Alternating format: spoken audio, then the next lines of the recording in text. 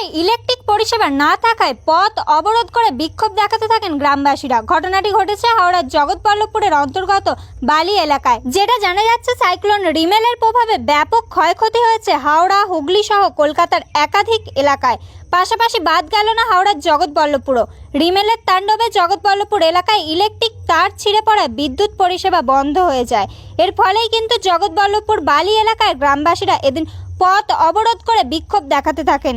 এই বিক্ষোভের ফলে রাস্তায় ব্যাপক যানজটের সৃষ্টি হয়। এছাড়াও একটি দুধের গাড়ি আটকে পড়ে যায় ওই যানজটে।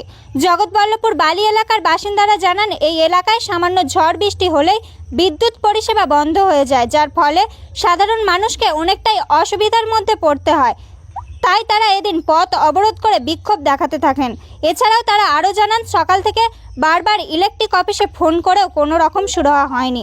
এই ঘটনার খবর পেয়ে ঘটনাস্থলে পৌঁছায় জগৎবল্লভপুর থানার পুলিশ। এই গোটা ঘটনার পরিস্থিতি নিয়ন্ত্রণে আনার চেষ্টা করে।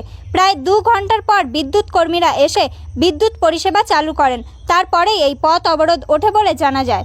সরাসরি দেখুন সেই ভিডিও হেডলাইন্স টুডের পর্দায়।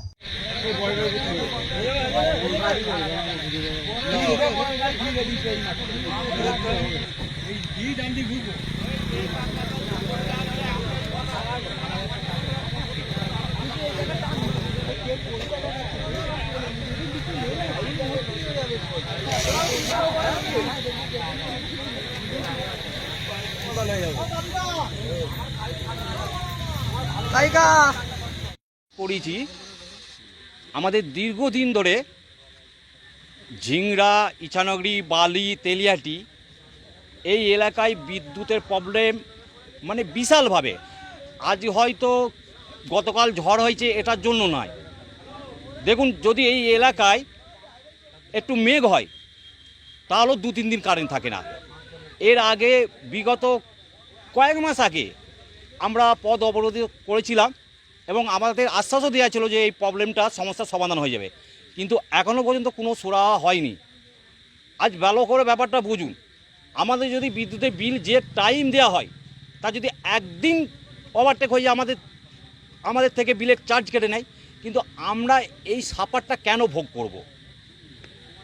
আমরা এই জন্যে, আমরা এই দেশের মানুষ, আমরা গণতান্ত্রিক পদ্ধতিতে, যে পদ্ধতিতে এই বিদ্যুৎ সংশ্লিষ্ট কর্মকর্তাদের কানে যাবে সেই পদ্ধতি আমরা অবলম্বন করেছি।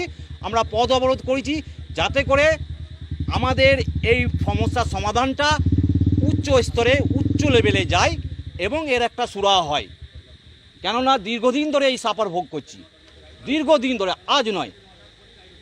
একটা বলুন তো, আজ পৃথিবী কত উন্নতশীল দেশ, কত আমাদের ভারতবর্ষ উন্নতিশীল দেশ, কিন্তু একটা যদি 1 ফোঁটা বৃষ্টি পড়ে 2 দিন কারেন্ট চলে যাবে।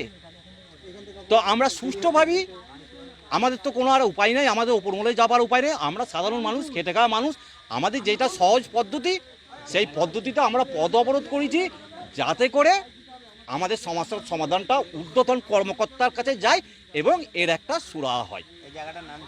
এই জায়গাটার নাম হচ্ছে, এটা হচ্ছে বালি। এবং আমরা এখানে 3-4টে গ্রামের লোক আছি, ইছানগরি লোক আছি, ঝিংড়ার লোক আছি, বালি, তেলিয়াটির সব লোক আছি। শুধু এই এলাকাটা। আমার নাম আব্দুল হামিদ জমাদার।